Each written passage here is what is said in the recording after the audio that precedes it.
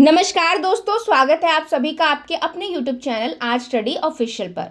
तो दोस्तों, जैसा कि आप सब जानते हैं कि आम आदमी पार्टी के नेता और परिवहन मंत्री कैलाश गहलोत ने पार्टी और अपने मंत्री पद से इस्तीफा दे दिया है। उन्होंने सीधे तौर पर अरविंद केजरीवाल पर सवाल उठाते हुए कई गंभीर आरोप भी लगाए हैं। उनके इस्तीफे से अब दिल्ली की राजनीति में भूचाल आ गया है। तो दोस्तों, आज के अपने इस वीडियो में हम कैलाश गहलोत के इस्तीफे की वजह के बारे में बात करेंगे और उन्होंने जो केजरीवाल पर आरोप लगाए हैं, खास करके शीश महल विवाद और यमुना प्रदूषण पर, उसके बारे में भी बात करेंगे। साथ ही जानेंगे कि अब आम आदमी पार्टी के सामने कौन कौन सी चुनौतियां खड़ी हो गई हैं और क्या इस इस्तीफे की वजह बीजेपी है। साथ ही दोस्तों, हम कैलाश गहलोत के राजनीतिक करियर पर भी एक नजर डालेंगे। तो चलिए शुरू करते हैं। सबसे पहले दोस्तों, शॉर्ट में समझते हैं कि कैलाश गहलोत है कौन। तो दोस्तों, वो दिल्ली की नजफगढ़ विधानसभा सीट से लगातार 2 बार विधायक रहे हैं। राजनीति में आने से पहले वो एक वकील थे और दिल्ली हाईकोर्ट बार एसोसिएशन में भी काम कर चुके थे।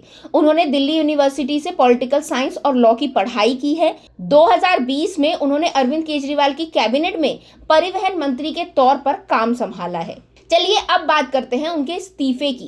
तो कैलाश गहलोत ने अपने पत्र में कई मुद्दे उठाए हैं, जैसे कि शीश महल विवाद, यमुना प्रदूषण और केंद्र वर्सेस राज्य विवाद। साथ ही उन्होंने पार्टी की आंतरिक मामलों के बारे में भी बात की है। तो चलिए इन सभी वजहों पर डिटेल से बात करते हैं। सबसे पहले समझते हैं कि शीश महल विवाद क्या है। तो दोस्तों, गहलोत ने अरविंद केजरीवाल के सरकारी आवास को शीश महल कहकर निशाना साधा। उन्होंने कहा कि पार्टी जिन ईमानदार मूल्यों की पहले बात करती थी, अब वो कहीं खो गए हैं। अब ये सारे विवाद जनता के बीच आम आदमी पार्टी की छवि पर सवाल खड़े कर रहे हैं। इसके अलावा दोस्तों, उन्होंने यमुना प्रदूषण की भी बात की। गहलोत ने यमुना नदी की सफाई को लेकर दिल्ली सरकार की नाकामी पर भी सवाल उठाए। उन्होंने कहा कि यमुना को स्वच्छ बनाने का वादा किया गया था, लेकिन ये वादा कभी भी पूरा नहीं हुआ। उल्टा यमुना की हालत बद से बदतर हो गई है। इसके बाद दोस्तों, उन्होंने केंद्र वर्सेस राज्य का विवाद भी उठाया। उन्होंने अपने पत्र में लिखा कि दिल्ली सरकार अपना ज्यादातर समय केंद्र सरकार से लड़ने में बर्बाद कर रही है। ऐसे में दिल्ली का विकास कैसे होगा। इसके अलावा गहलोत ने कहा कि पार्टी में अब आंतरिक राजनीति हावी हो चुकी है। राजनीतिक महत्वाकांक्षाएं जनता की सेवा से आगे निकल चुकी हैं। ये तो थी दोस्तों उन वजहों की बात जो कैलाश गहलोत ने अपने पत्र में लिखा है। लेकिन अब यहाँ पे एक बहुत बड़ा सवाल खड़ा होता है कि क्या इस इस्तीफे के पीछे बीजेपी का दबाव था। तो दोस्तों, जैसा कि आप सब जानते ही हैं कि कैलाश गहलोत पर ईडी और इनकम टैक्स विभाग के कई मामले चल रहे थे। तो हो सकता है कि वो इन मामलों से बचने के लिए बीजेपी में शामिल हो सकते हैं। हालांकि दोस्तों, इस पर कोई ऑफिशियल स्टेटमेंट आया नहीं है, लेकिन कुछ लोगों का मानना है कि ईडी और इनकम टैक्स से बचने के लिए अब वो बीजेपी में शामिल हो सकते हैं। और ये जो पूरा इस्तीफा दिया गया है, ये पूरा इस्तीफा का कांड है, वो इसी वजह से है ताकि वो ईडी से और इनकम टैक्स विभाग से बच सके। अब बात करते हैं आम आदमी पार्टी की कि इन सारे मुद्दे का आम आदमी पार्टी पर क्या असर होगा।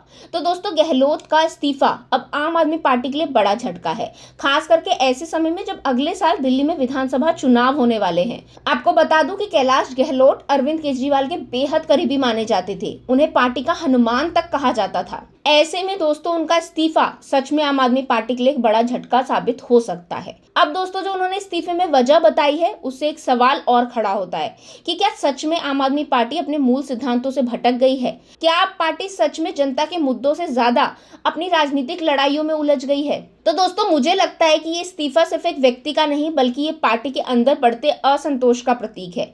अगर गहलोत जैसे नेता, जो खुद को केजरीवाल का हनुमान कहते थे, वो पार्टी छोड़ रहे हैं, तो ये पार्टी के लिए खतरे की घंटी तो जरूर है। तो दोस्तों, ये थी पूरी कहानी कैलाश गहलोत के इस्तीफे की। इससे ये साफ होता है कि आम आदमी पार्टी को अंदरूनी समस्याओं और जनता की उम्मीदों को लेकर आत्ममंथन करने की सख्त जरूरत है। अब आगे देखना ये होगा कि क्या गहलोत बीजेपी में जाते हैं या नई राजनीतिक राह पकड़ते हैं।